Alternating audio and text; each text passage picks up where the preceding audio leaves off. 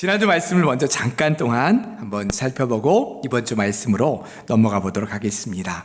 예수님께서 가신 십자가의 길, 그것은 예수님 혼자 계획하시고 즉흥적으로 걸어가신 길이 아니라 하나님께서 아주 오래전부터 미리 계획하시고 예비하신 길이다 라고 하는 말씀을 함께 나눴습니다. 하나님께서 우리를 구원하시는 일에 얼마나 많은 공을 들이셨는지 수천 년 전에 이미 내가 이들을 구원해야 되겠다라고 하는 구원의 계획을 세우셨고, 그것을 구약시대 선지자들을 통해서 이미 알려주셨을 뿐만 아니라 때가 되자 약속하신 그대로 아들을 이 땅에 보내주셨다는 거예요. 그리고 구원하신 계획을 하나하나 다 진행하셨고 마침내 이루어 주시게 되죠. 또한 여기에는 예수님의 순종도 있었습니다. 하나님께서 세워놓으신 그 모든 구원의 계획, 그것을 예수님께서는 그대로 순종하며 따라가셨다는 거죠. 그러니까 십자가의 사건이라는 이 놀라운 구원의 사건 안에는 하나님의 구원의 계획과 예수님의 순종, 그것이 함께 어우러짐으로 말미암아 우리가 구원받는 놀라운 역사가 나타나게 된 것입니다. 그러니까 우리의 구원의 사건 안에는 하나님의 사랑과 예수 그리스도의 은혜, 그것이 우리에게 있었다라는 것입니다. 그래서 우리는 하나님의 은혜를 찬양하고 예수 그리스도의 그 사랑과 은혜를 날마다 찬양하게 되는 것이고요, 우리가 이제는 사나 죽으나 주님을 위해 살겠습니다 라고 하는 그 믿음의 고백을 주님 앞에 온전히 드리며 살아가고 있는 것이죠. 또 한 가지 말씀은 예수님께서 두 명의 제자들에게 예루살렘에 들어가면 마을에 들어가면 이제 나귀가 있을 것이니 끌고 와라 라고 하는 벳세다에서 있었던 그 말씀을 함께 나누면서, 제자들은 지금 당장 그들 앞에 지금 나귀가 보이지 않았지만 예수님 말씀대로 갔을 때 그곳에서 나귀 새끼를 발견하게 되고 그를 끌고 오게 되는 것을 보게 됩니다. 우리도 신앙생활을 하는 동안 생각하지 못했던 하나님의 예비하심을 경험하게 될 때가 있어요. 적재적소에 하나님께서 미리 예비하시고 또 미리 준비해 놓으신 하나님의 돕는 손길들을 우리가 만나게 된다는 것이죠. 여러분, 지금까지 살아온 모든 인생의 길을 한번 돌아보십시오. 하나님의 도우심을 우리가 필요로 할 때마다 예비하신 손길들, 그 손길들이 기가 막히게 우리에게 주어지고 공급해 주시고 채워주시는 은혜를 우리가 경험하면서 여기까지 오지 않았습니까? 그러므로 우리가 인생의 길을 가거나 하나님의 일을 감당할 때에 내 이성과 경험을 넘어서는 것들이 있을 때에는, 그런 상황을 우리가 만난다 할지라도 우리는 주님께서 우리에게 인도하심이 있고 또 명령하심이 있는 길이라고 한다면 그 길에 대한 확신을 가지고 담대하게 그 길로 나아가야 된다라고 하는 말씀을 함께 나누었습니다. 그럴 때에 주님의 예비하심을 만날 수 있고 준비하신 그 길을 우리가 체험하며 살아갈 수 있다라고 하는 말씀을 함께 나누었습니다. 이번 주 말씀으로 함께 넘어가도록 하겠습니다. 11절부터의 말씀을 함께 보도록 하겠는데요, 예수님과 제자들이 베다니에서 나왔을 때 지금 시장하셨다 이렇게 말씀하고 있습니다. 먼저 좀 지리를 한번 살펴보고 그 다음에 오늘 구체적인 말씀을 한번 넘어가 보길 원합니다. 한번 사진을 보여주시겠습니까? 여러분, 저 사진을 한번 보시면 예루살렘이 있고요, 그 다음에 이렇게 삼각대로 되어 있는, 이렇게 뿔로 되어 있는 저기가 감람산입니다. 그러니까 예루살렘과 감람산은 이렇게 마주 볼 수 있도록 되어 있어요. 그리고 골고다 언덕은 어디에 있느냐? 감람산보다 조금 위쪽에 있어요. 그런데 예루살렘과 감람산 사이에는 기드론 골짜기, 왕의 골짜기라고도 하는 그 골짜기가 안에 있어요. 그러니까 예루살렘도 높은 언덕에 있는 거고 감람산도 이렇게 산에 있는 거죠. 그리고 예루살렘에서 기드론 골짜기로 조금 내려가면 거기에 실로암 연못이 있습니다. 그러니까 지금 예루살렘과 감람산은 서로 이렇게 마주보고 있는 언덕 위에 있는 거죠. 그리고 벳세다죠. 벳세다라고 하는 지역은 어디에 있냐면 지금 이 감람산 바로 위쪽에 있습니다. 벳바게요. 벳바게라는 곳은 바로 감람산 위쪽에 있고요. 벳바게를 더 넘어가서 이제 여리고 쪽으로 좀 더 가다 보면 거기에 이제 베단이라는 곳이 있어요. 예수님께서 예루살렘에 올라가신 다음에 예루살렘에서 주로 활동하실 때에는 예루살렘에 머무시기보다는 주로 어디에 있었냐? 벳바게나 아니면 베다니에 계시면서 예루살렘으로 오고 가시는 것을 보게 돼요. 그런데 오늘 이제 말씀으로 나오는 것은 이제 베다니라고 하는 곳이죠. 그 벳바게와 베다니, 거기에는 무화과 나무로 유명합니다. 무화과가 많이 있는 걸로 지금 유명하다는 거예요. 그래서 예수님께서 지금 베다니로 가실 때에도, 베다니에서 나오셨을 때에도 시장하셔서 이렇게 살펴보니까 저 멀리 떨어져 있는 곳에 무화과 나무가 있는 거예요. 잎이 무성하게 이렇게 있는 거죠. 그래서 예수님께서 혹시 시장하셔서 먹을 것이 있나 하고는 그 무화과 나무로 가까이 가신 겁니다. 그런데 가까이 가서 보니까 그 나무에는 잎이 분명히 무성했는데 열매는 아무것도 없는 거예요. 이유가 뭐냐? 오늘 말씀 가운데 보니까 무화과 열매가 열리는 때가 아니었기 때문이다, 이렇게 말씀하고 있어요. 그런데 예수님께서 그 열매가 없는 무화과 나무를 향해 굉장히 뜻밖의 말씀을 하시죠. 자, 뭐라고 말씀하셨는지 14절 말씀을 우리가 한번 다시 읽어보도록 하겠습니다. 예수께서 나무에게 말씀하여 이르시되 이제부터 영원토록 사람이 내게서 열매를 따 먹지 못하리라 하시니 제자들이 이를 듣더라, 이렇게 말씀하고 있습니다. 자, 그 나무를 향해 이제부터 영원토록 사람이 내게서 열매를 따 먹지 못하리라 라고 하는 말씀 뭐예요? 내게서 열매가 없을 거다, 영원토록, 이런 말이죠. 예수님께서 이렇게 말씀하시는 걸 보면서 우리는 의아한 생각이 들어요. 아니, 왜 예수님은 아직 철도되지 않은 나무에 가서 열매가 없다고 그 나무를 향해 이렇게 강하게 경고하시면서 저주하실까? 자, 그런데 이것은 해석상의 문제 때문입니다. 전체 상황을 제대로 이해하지 못한 상태에서 이 본문을 보면 예수님이 왜 그렇게 하셨나 이해가 잘 안 갈 수 있죠. 그러나 예수님께서 이렇게 말씀하시는 거에는 분명한 이유가 있다는 거예요. 자, 이 말씀을 제대로 이해하려면 이스라엘 무화과 나무의 성장 특징을 알아야 됩니다. 이스라엘의 무화과 나무는 8월에서 10월경 수확이 이루어진다고 해요. 따는 거죠. 따는 것이 이루어지는 거죠. 그러니까 그거보다 더 먼저 열매가 달리고 익어가고 나중엔 수확해야 되는 그런 시기가 있겠죠. 근데 오늘 본문의 때는 언제냐면 4월이에요.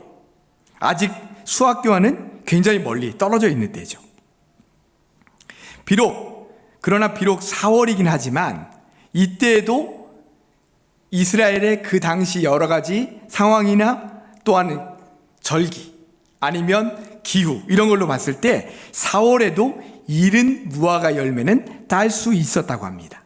아니면 이른 무화과 나무 열매를 딸 수 있을 정도는 되지 않았다 할지라도 작은 열매는 달려 있어야 되는 거죠. 그런데 오늘 본문 말씀에 나오는 무화과 나무를 보면 잎사귀 외에는 아무런 열매가 없는 겁니다. 이른 열매가 있는 것도 아니고 아니면 무슨 열매와 같이 이제 막 열매가 되려고 하는 그런 것들이 있는 것도 아니고 아무것도 없는 거예요. 예수님은 무화과 나무를 보셨을 때 이른 열매나 아니면 작은 열매라 할지라도 달려있기를 원하셨는데 그 무화과 나무에는 오늘 본문 말씀의 내용에 보면 아무것도 없었다, 이렇게 말씀하고 있어요. 저는 오늘 말씀의 제목을 아무것도 없었다 이렇게 정했어요. 아무것도 없었다. 여기는 분명히 어떤 의미가 있을 거예요. 아무것도 없었다. 자, 과일나무가 해야 될 일은 무엇입니까? 열매를 맺는 거죠. 자, 무화과나무 역시 열매를 맺는 것이 그 무화과나무가 해야 될 일입니다. 식물에게 내가 해야 될 일은 그거야 라고 말하는 게 참 무섭지만 어쨌든 과일나무는 과일을 맺어야 돼요. 여러분, 만약에 농부가 과일나무를 심었습니다. 근데 그 과일나무가 열매를 안 맺어요. 그럼 어떻게 할까요? 그래, 내가 열매를 안 맺는구나, 그냥 놔둡니까? 아니죠. 그 열매가 이제 더 이상 필요가 없는 거예요. 거기다 다른 것을 심어야 되겠죠. 마찬가지입니다. 지금 이 무화과 나무에게는 무화과 열매를 기대하고 있는 거예요. 그런데 열매가 없는 겁니다. 하나님께서 무화과 나무를 창조하실 때에는 무화과 열매를 맺도록 창조하신 건데, 이 지금 무화과 나무에는 열매가 없는 거죠. 피조물로서 창조주이신 하나님이 지금 그에게 창조하신 그 창조의 섭리에 벗어나는 거예요. 더군다나 하나님은 거기다가 햇빛을 주시고 비를 주시고 또 그렇게 자라남을 위해서 지금 이 무화과 나무 잎도 무성했다, 이렇게 말하고 있잖아요. 그러니까 당연히 이러한 창조주의 은혜에 대한 응답으로 열매를 맺어야 되는 거죠. 그런데 무화과 나무의 열매를 맺어야 되는 그 본분, 그것을 망각하고 있는 겁니다. 그래서 예수님은 이 무화과 나무를 향해서 저주, 심판을 내리신 거죠. 그런데 예수님께서 열매 없는 무화과 나무를 책망하신 것은 단순히 나무를 향한 책망으로 끝나지 않는다는 것을 우리는 알게 됩니다. 예수님의 이 책망은 외식과 불신앙 속에서 진정한 신앙의 열매를 맺지 못하고 있었던 당시 유대교 지도자들과 백성들을 향해 심판할 것이다 라고 하는 그것을 암시하고 있는 거예요. 예수님은 전에도 우리가 마가복음 말씀을 쭉 지금까지 읽어오면서 여러 차례 유대교 지도자들을 향한 그들의 외식을 경고하시고 심판하신 적이 많이 있으세요. 자, 떡을 먹기 전에 손을 씻지 않고 먹었다는 이유로 장로의 유전을 들고 와서 당신들이 이걸 어겼다, 제자들에게 지금 걸고 넘어지는 이 바리새인과 서기관들, 그들을 향해 예수님께서 뭐라고 말씀하셨냐면 이렇게 말씀하셨죠. 이 백성이 입술로는 나를 존경하되 마음은 내게서 멀도다. 사람의 계명으로 교훈을 삼아 가르치니 나를 헛되이 경배하는도다 라고 책망하시면서 바리새인과 사두개인들의 누룩을 조심하라, 이렇게 말씀하셨어요. 특별히 마태복음 23장에는 이 바리새인들과 서기관들에 대한 외식을 아주 강하게 책망하세요. 외식 하나하나를 아주 구체적으로 말씀하시는데요, 특별히 마태복음 23장 3절에 이렇게 말씀하고 있어요.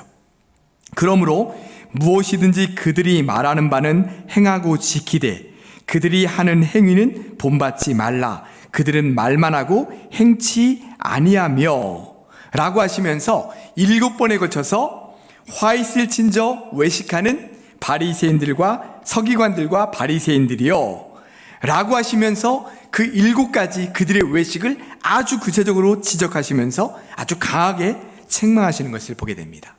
그 중에서 특별히 6번째 책망이 있는데요, 그 책망의 말씀이 마태복음 23장 27절과 28절에 나와요. 한번 우리 같이 읽어보도록 하겠습니다. 화 있을진저 외식하는 서기관들과 바리새인들이여, 회칠한 무덤 같으니 겉으로는 아름답게 보이나 그 안에는 죽은 사람의 뼈와 모든 더러운 것이 가득하도다.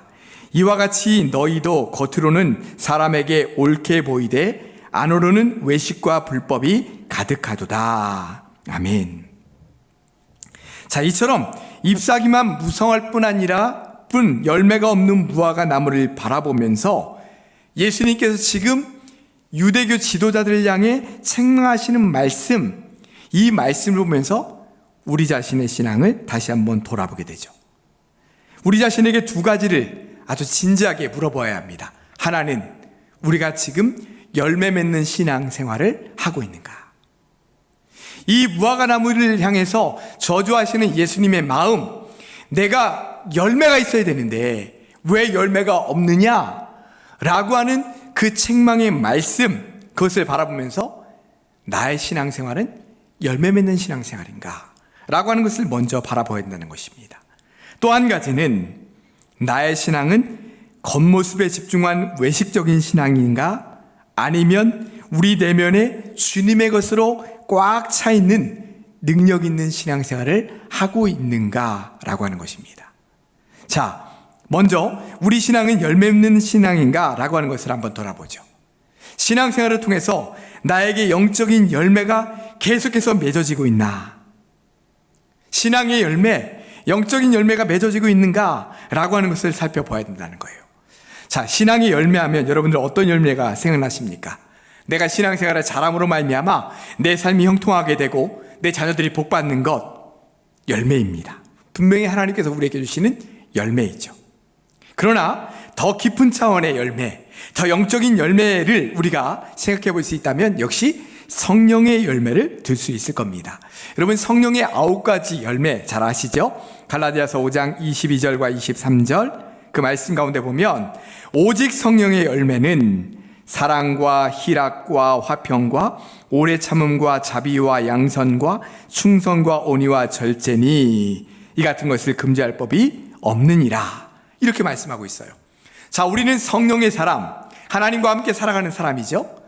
주님과 함께 매일매일의 신앙생활에 걸어가는 사람들입니다. 그렇다면 우리 안에 성령을 모시고 살아가는 우리는 그 성령의 열매, 영적인 열매를 맺어가야 되는 거죠. 만약에 우리가 이러한 성령의 열매, 영적인 열매를 맺어가지 못한다면 예수님께서 우리에게 뭐라고 말씀하실까요? 우리의 삶에 이런 열매들이 맺어지고 있냐는 거죠.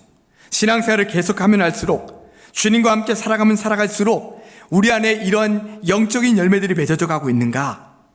5년, 10년, 15년 전부터 내가 사랑의 깊이가 더 넓어지고 또 화평이 내 마음 가운데 자리 잡고 오래 참는 것이 점점 더 강해지고 또 자비하는 마음이 더 커져가고 내가 더 충성하고 싶은 마음이 커져가고 온유하게 되고 절제할 수 있게 되는 그런 마음들이 내가 5년, 10년, 15년, 20년 전에 내가 신앙생활 할 때보다 더 커져가고 있는가? 그런 열매가 내 안에 맺어져 가고 있는가? 라고 하는 것을 생각해 봐야 되는 거죠.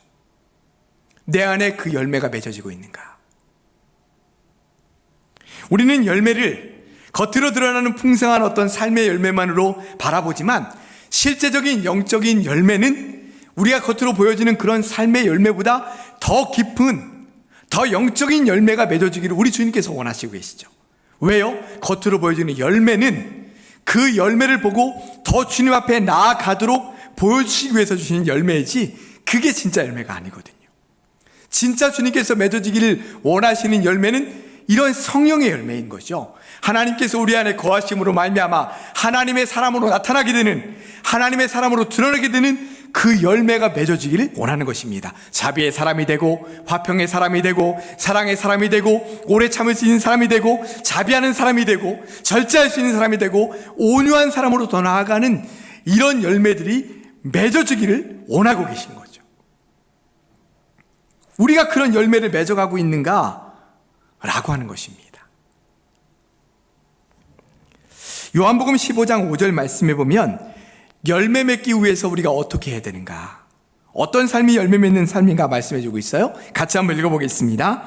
나는 포도나무여 너희는 가지라. 그가 내 안에 내가 그 안에 거하면 사람이 열매를 많이 맺나니 나를 떠나서는 너희가 아무것도 할 수 없음이라. 아멘. 주님이 내 안에, 내가 주님 안에 거하면 그 사람은 열매를 맺을 수 있다, 없다, 있다, 이렇게 말씀해 주는 거예요. 나를 떠나서는 너희가 아무런 열매를 맺을 수 없다. 내가 너희들의 심령 안에 거하지 않고는, 내가 너희들과 함께 매일매일 살아가지 않고는, 너희들의 심령 속에 내가 거하지 않으면 열매를 맺을 수 없다. 중요한 것이 뭐예요? 그러니까 주님 안에 거하며 사는 것이고 주님과 함께 살아가는 삶이 중요한 거죠. 그래야 열매를 맺을 수 있다는 것입니다. 또 한 가지, 우리의 신앙생활이 매너리즘에 빠졌거나 형식적인 신앙이 되지 않았는지 우리 자신을 항상 돌아보고 점검해 봐야 돼요. 이것은 오랜 신앙생활 할수록 더 직분이 항존직이 되거나 재직이 될수록, 그런 분일수록 더 자기 자신의 신앙을 살펴봐야 돼요. 물론 목사는 더 말할 것도 없죠. 자, 지금 예수님께서 책망하시는 대상이 누구였어요? 유대교 지도자들, 대제사장들, 바리새인들, 서기관들, 지금으로 말하면 목회자, 장로, 권사, 안수 집사, 서리 집사, 오래 신앙생활하고 오랫동안 주님을 믿어왔던 그 사람들을 향한 책망의 말씀이었다는 거예요. 근데 무서운 말씀이 뭐예요? 너희에게 열매가 없다. 너희에게 열매가 없다. 이렇게 말씀하고 있는 거예요. 여러분, 무서운 말씀 아닙니까? 지금 이 무화과 나무는 겉으로 굉장히 화려했어요. 잎이 막 무성했어요. 그런데 실제적인 영적인 열매는 없었어요. 마찬가지입니다. 우리가 얼마나 오랫동안 신앙생활을 했는가, 그것은 분명 하나님을 더 잘 믿을 수 있는 기회가 더 많았다는 것이고, 그렇게 또 잘 믿어온 분들이 많이 계시죠. 그러나 그렇게 잘 믿어가면서도 순간순간 우리는 넘어질 수밖에 없어요. 순간순간 교만하게 되고요, 순간순간 자꾸만 나 자신을 향하게 되고요, 내가 주인 되고자 하는 마음이 생기고요, 아브라함도 그랬고 다윗도 그랬고 모든 믿음의 사람들이 그랬기에 우리 자신도 날마다 내가 그렇게 겉으로의 신앙생활에, 화려한 신앙생활에 머물러 있고 내 영적인 진짜 삶을 돌아보지 못하는 것은 아닌지 우리 자신을 살펴야 된다는 거예요. 그러지 않으면 안에서는 영적으로 병들어가게 돼요. 병들어가고 있다는 것조차 모를 수도 있어요. 지금 이 유대교 지도자들처럼.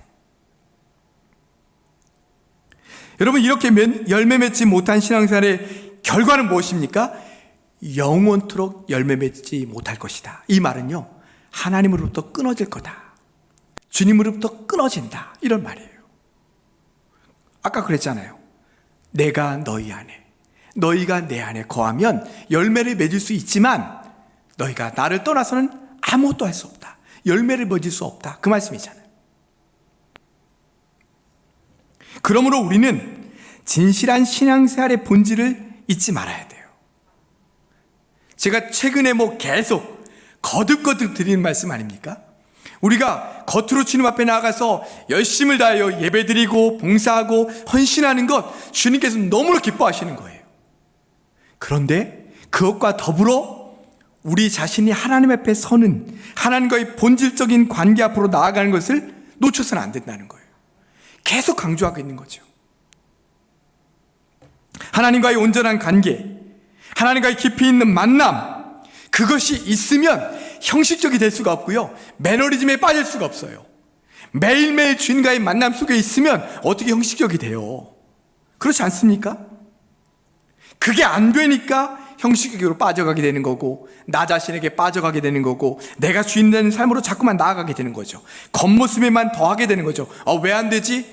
내가 이걸 더 열심히 하면 될까? 이걸 더 하면 될까? 라고 하는 겉으로만 더 치중하게 되는 거예요. 그게 아니라 그것과 더불어 내가 주님 앞에 더 열심히 나아가는 겉모습으로 열심과 더불어 더 우리가 신경 써야 될 것은 뭐냐면, 내 내적으로 주님 앞에 내가 제대로 서 있는가 라고 하는, 내 자신이 주님과의 온전한 관계 속에, 삶 속에 나아가고 있는가 라고 하는 것이 중요하다는 거예요.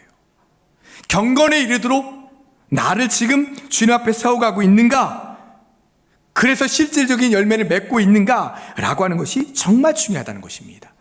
지난 주일에 우리가 봤던 말씀, 디모데전서 4장 7절과 8절 다시 한번 우리가 읽어보도록 하겠습니다. 망령되고 허탄한 신화를 버리고 경건에 이르도록 내 자신을 연단하라. 육체의 연단은 약간의 유익이 있으나 경건은 범사에 유익하니 금생과 내생에 약속이 있느니라. 아멘. 제가요, 이것을 왜 자꾸만 강조하냐면요, 우리 한국교회 성도님들은 우리가 교회에 나오고 여기서 함께 무엇인가를 함께하고 같이 보여지는 곳에서 하는 데는 정말 열심히 잘하세요. 근데 나 스스로 혼자 하나님 앞에 나아가야 되는 것은 너무 약해요. 해야 된다는 것 알고 있는데도 잘 안 돼요. 그래서 자꾸만 강조하는 거예요. 우리가 이것도 해야 된다고, 여기에 더 본질적인 것이 있을 수 있다고. 이건 놓치고 우리가 겉으로만 보여지는 것에만, 우리가 함께 모이고 함께 예배드리고 함께 봉사하고 이런 것에만 너무 치중해 있으면 우리가 본질적인 것을 놓칠 수 있다고, 그래서 자꾸만 강조하는 거예요. 자꾸만. 사랑하는 성도 여러분, 오늘 주신 말씀처럼 우리가 주님 안에 온전히 거하며 주님과의 깊은 관계 속에서 진정한 경건의 능력을 가지고 살아가실 수 있기를 바랍니다. 그래서 입만 무성한 신앙생활이 아니라 경건의 능력을 가지고 그 능력을 순간순간 체험하면서 나갈 수 있는 사랑하는 우리 모든 성도들 되시기를 간절히 축복합니다. 자, 15절 말씀부터 잠깐 조금 더 살펴보도록 하겠습니다. 15절 말씀에 예수님과 제자들이 이제 아까 베다니에서 나오셔서 예루살렘으로 들어갔어요. 근데 예루살렘에 들어가셨을 때 예수님이 충격적인 모습을 보시죠. 거기에 가보니까 성전에 들어갔을 때 거기에 매매하는 사람들, 돈 바꾸는 사람들, 뭐 짐승 가지고 와서 파는 사람들, 사는 사람들, 이러면서 거기가 성전이 성전답지 못하고 완전히 더럽혀져 있는 것을 보게 돼요. 예수님께서 너무 화가 나셨어요. 의분이죠, 의분. 너무 화가 나셨어요. 그래서 그곳에 있었던 상과 의자를 다 엎으시고 그들을 다 내쫓으셨어요. 뿐만 아니라 성전 앞들, 그것을 아무런 주님 앞에 나오기 위해서, 하나님께 예배드리기 위해서 나오는 사람과 상관없이 그냥 그 앞을 왔다 갔다 하는 그 사람들 다 막으셨어요. 왜요? 성전이 성전되게 하는 것을 하시기 위해서. 그러면서 지금 예수님께서 성전의 진정한 의미가 무엇인지를 말씀해 주셨어요. 오늘 본문에. 자, 17절 말씀 같이 한번 읽어보도록 하겠습니다. 이에 가르쳐 이르시되 기록된 바 내 집은 만민이 기도하는 집이라 칭함을 받으리라고 하지 아니하였느냐. 너희는 강도의 소굴을 만들었도다 하시매. 아멘. 자, 내 집은 뭐 하는 집이라고요? 만민이 기도하는 집이다. 여러분, 우리 수요 예배 드리실 정도의 우리 성도님들은 수십 번 들으셨어요. 수십 번. 만민이 기도하는 집이에요. 성전은. 그런데 그것을 강도의 소굴로 만들었어요. 여러분, 지금 우리가 코로나 상황을 겪고 있는데 비대면 온라인 예배로 드려야 되는 이 상황에서 우리가 성전이 얼마나 중요한 것인가를 다시 한번 깨닫게 되는 것 같아요. 우리 주중에 우리 성도님들이 이렇게 성전에 오세요. 오시는데 그분들이 이렇게 말씀 들어보니까 그분들 하나같이 하는 말이 빨리 좀 성전에 나와서 이 성전에서 예배 드렸으면 좋겠어요. 성전에 오고 싶어요. 이런 말씀들을 참 많이 하세요. 그렇죠? 여러분, 성전이 어떤 곳입니까? 성전은 하나님께 예배드리는 곳입니다. 성도들과 영적인 교제를 나누는 곳입니다. 또 하나님의 일에 동참해서 봉사하는 곳입니다. 또 선교하고 전도하는 것이죠. 이런 모든 것을 우리가 이제 교회의 5가지 기능이라고 이야기합니다. 교회가 반드시 해야 될 일을 말하는 거죠. 예배, 교육, 친교, 선교, 봉사. 이것이 교회의 5가지 기능이고 교회가 꼭 해야 되는 그것입니다. 그래서 우리 교회도 2021년에 위원회 5개를 해서 그 안에 재직계 조직들을 했는데 이 5개, 예배, 교육, 친교, 선교, 봉사, 이걸 가지고 우리가 함께 했습니다. 우리 교회가 교회로서 감당할 일들을 함께 해나가자라고는 의미로 이렇게 했죠. 그런데 이 교회의 5가지 기능과 더불어 사실 성전은 더 깊은 영적인 의미가 담겨 있습니다. 그러니까 우리가 해야 되는 어떤 기능적인 일들 뿐만 아니라 더 깊은 의미가 담겨 있는데 그것은 뭐냐면 성전은 우리 영혼의 안식처라는 거예요. 우리 영혼이 쉼을 얻고 우리 영혼이 안식하는 곳, 그것이 바로 성전이라는 거예요. 자, 우리의 몸과 마음의 안식처는 어디예요? 우리가 가족이라고 말할 수 있습니다. 자, 어딜 가도 아무리 좋은 호텔을 가고 아무리 좋은 곳에 가도 내 집에 와야 편해요. 내 집이 가장 편해요. 그래 와야, 거기서 와야 편하게 몸도 마음도 쉴 수 있어요.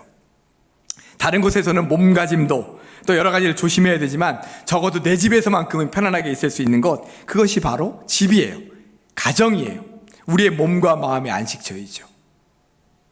우리 성도들에게 있어서 교회가 그런 곳입니다. 영혼이 편히 쉬고 안식을 누리는 것, 그것이 바로 교회이고 성전이죠. 세상에서 지치고 찢긴 심령들이 위로받는 것, 그것이 바로 교회입니다. 하나님 앞에 나와 세상에서 짊어져야 될 그 수많은 인생의 짐들을 다 내려놓고 하나님 앞에 마음껏 울고 부르짖으며 기도할 수 있는 곳, 그것이 바로 성전입니다. 이렇게 말씀하시는 분들이 계실 수 있어요. 교회에서만 드려야 하나님께서 받으십니까? 아닙니다. 어떤 곳이든 예배의 장소가 될 수 있어요. 우리 가정, 산, 들, 강, 어떤 곳이든 예배의 장소가 될 수 있어요.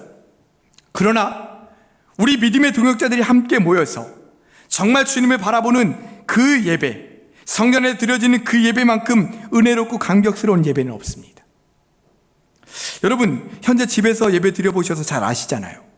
아까도 제가 주중에 오시는 분들 말씀을 좀 들어봤다고 말씀드렸지만, 집에서 영상으로 예배 드리는 것과 성전에 나서 이 자리에서 예배 드리는 것, 어느 것이 더 은혜가 되십니까? 어느 것이 더 마음과 정성을 다해 드려지는 예배가 되세요? 성전에 나서 온전한 예배를 드릴 때, 성도들과 함께 큰 소리로 찬양하고 함께 주님 앞에 영광 돌리는 예배가 드릴 때 훨씬 더 우리에게 은혜가 되죠. 여러분, 성전이 바로 그런 것입니다. 주님을 바라보고 주님을 찾고 주님의 은혜 가운데 거하면서 그 안에서 위로받고 안식하고 주님을 만나고 주님 앞에 엎드리고 주님 앞에 기도하고 부르짖는 곳, 그것이 바로 교회라는 거예요. 저는 요즘 이 코로나 상황을 나오면서 참 안타까운 것 중에 하나가 뭐냐면, 성전에 나올 수 없죠. 그런데 주중에는 성전에 나오실 수 있어요. 혼자 얼마든지 나오실 수 있어요. 이곳에 나오셔서 얼마든지 기도할 수 있어요. 여러분, 코로나 때문에 얼마나 어려우십니까?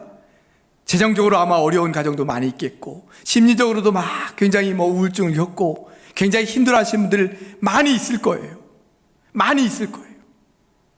그러면 저는 이 성전이 여러분들의 그 많은 어려움과 아픔들을 가져와서 주님 앞에 엎드리는 자리가 되기를 원하는 것입니다. 아니, 제가 그렇게 원하는 것이 아니라요, 우리 주님이 그걸 원하시는 거죠. 코로나 때문에 성전에 못 가, 코로나 때문에 교회에 못 가. 아니, 오실 수 있어요. 우리가 그 마음까지도 멀어진 거예요. 주님 앞에 엎드려야 되고 주님 앞에 부르짖어야 되고 주님 앞에 기도해야 될 이 성전, 그곳에 가서 주님을 찾아야지, 주님을 만나야지 라고 하는 그 마음까지도 멀어진 거예요. 우리의 마음이. 지금 예수님께서 말씀하시는 내 집은 만민이 기도하는 집이다라고 하는 의미는, 내가 주님 앞에 부르짖고 간구하며 주님 앞에 간구해야 될 내 영혼의 안식을 얻고 쉼을 얻고 주님을 만나고 내 괴로움을 주님 앞에 아뢰 수 있는 이곳이 바로 주님의 집 성전이다 라고 말씀하고 있는 거예요. 사랑하는 성도 여러분, 이 말씀이 여러분들의 말씀이 될 수 있기를 바랍니다. 왜 성전에 못 오십니까? 왜 성전에 못 오세요? 얼마든지 오실 수 있습니다. 오셔서 기도하세요. 주님을 찾으세요. 주님께서 여러분들의 마음 가운데 쉼을 주시고 안식을 주실 것입니다.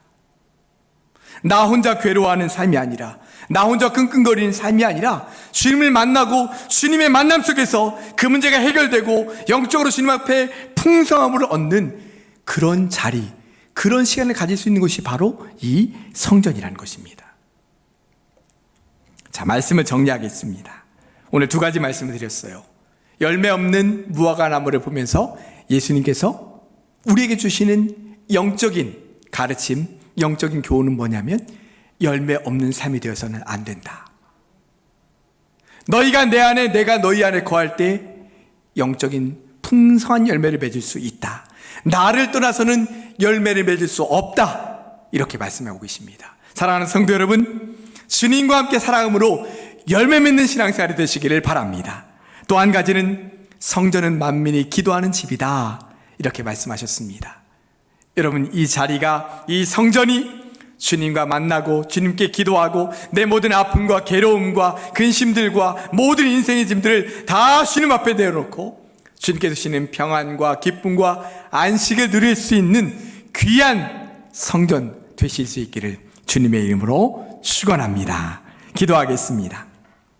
사랑과 은혜 주님, 감사합니다. 오늘 말씀을 통해서 다시 한번 우리가 이미 다 알고 있었던 말씀이지만 다시 한번 우리에게 도전해 주시며 다시 한번 우리가 서야 될 모습 가운데 설 수 있도록 우리에게 말씀해 주시니 감사합니다. 주님, 우리가 이제부터는 열매 없는 신앙생활이 되지 않고 풍성한 열매를 맺는 신앙생활 될 수 있도록 주님 도와주시옵소서. 성령의 열매를 맺을 수 있도록 도와주시고 주님이 내 안에 거하심으로 맺을 수 있는 영적인 열매를 풍성하게 맺어갈 수 있도록 주님 도와주시옵소서. 주님이 우리 안에 거하시고 우리가 주님 안에 거할 때 그러한 풍성한 열매를 맺게 될 줄로 믿습니다. 그런 열매 있는 삶 될 수 있도록 주님 도와주시옵소서. 성전은 만민이 기도하는 집이라고 하셨습니다. 주님, 내가 마음이 괴로울 때, 주님을 만나고 싶을 때, 주님을 찾고 싶을 때, 주님 내가 정말 화할 때, 내가 주님 앞에 멀리 떨어져도 있다가라고 느낄 때 주님 이 성전에 나와 엎드려 주님을 찾으며 기도함으로 말미암아